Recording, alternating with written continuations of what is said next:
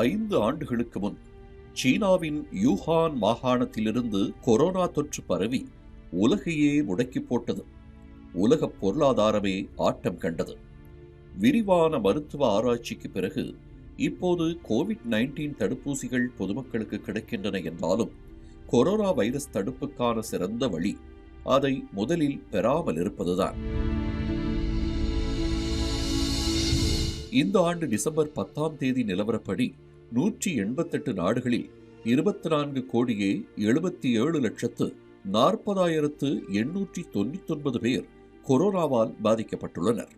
சுமார் 50,17,139 பேர் கொரோனாவால் உயிரிழந்துள்ளனர். இதில் அமெரிக்கா, ஸ்பெயின் மற்றும் இத்தாலி ஆகிய நாடுகளே பெருமளவில் கொரோனாவால் பாதிக்கப்பட்டுள்ளன.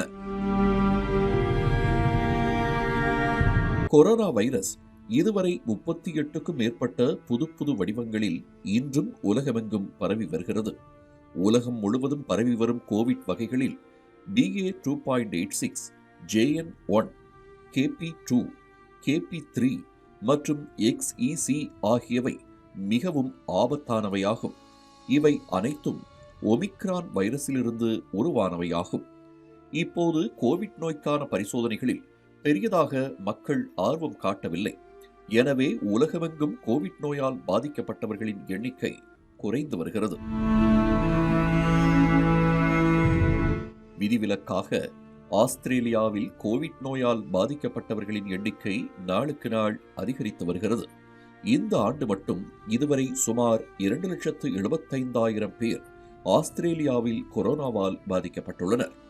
கடந்த செப்டம்பரில் அமெரிக்கா, ஜெர்மனி, பிரான்ஸ், இங்கிலாந்து மற்றும் டென்மார்க் ஆகிய நாடுகளில் அதிக எண்ணிக்கையிலான மக்கள் இந்த புதுவகை கொரோனாவால் பாதிக்கப்பட்டுள்ளனர்.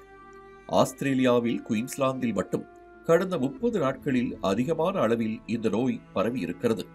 இந்த சூழலில்தான் கடந்த ஆண்டு ஆகஸ்ட் மாதம் ஆஸ்திரேலியாவில் உள்ள குயின்ஸ்லாந்தின் பொது சுகாதார வைராலஜி ஆய்வகத்திலிருந்து வைரஸ் மாதிரிகள் காணாமல் போயுள்ளதாக தகவல்கள் வெளியாகியிருக்கின்றன. ஹென்ட்ரா வைரஸ், லைசா வைரஸ் மற்றும் ஹண்டா வைரஸ் உட்பட பல தொற்று வைரஸ்களின் 323க்கும் மேற்பட்ட வயல்ஸ் காணாமல் போயிருக்கின்றன. கொசு மூலம் பரவும் நோய்க்கிருமிகளுக்கான நோயறிதல், கண்காணிப்பு மற்றும் ஆராய்ச்சிகளுக்கு இந்த வைரஸ்கள் பயன்படுத்தப்பட்டுள்ளன. கொடிய வைரஸ் மாதிரிகள் திருடப்பட்டதா அல்லது அழிக்கப்பட்டதா என்பது குறித்து எந்த தகவலும் தெரியவில்லை.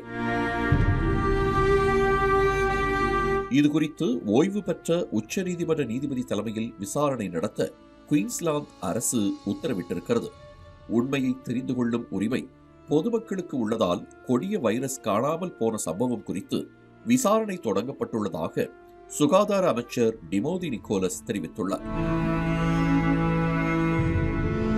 ஹென்ட்ரா என்பது ஒரு ஜினோட்டிக் வைரஸ் ஆகும். இது ஆஸ்திரேலியாவில் மட்டுமே காணப்படுகிறது. ஹண்டா வைரஸ் என்பது உயிர்கொல்லி வைரஸ் ஆகும். ஹண்டா வைரஸ் தாக்கப்பட்டவர்களில் 15% பேர் இறந்து விடுவார்கள் என்றும் கூறப்படுகிறது.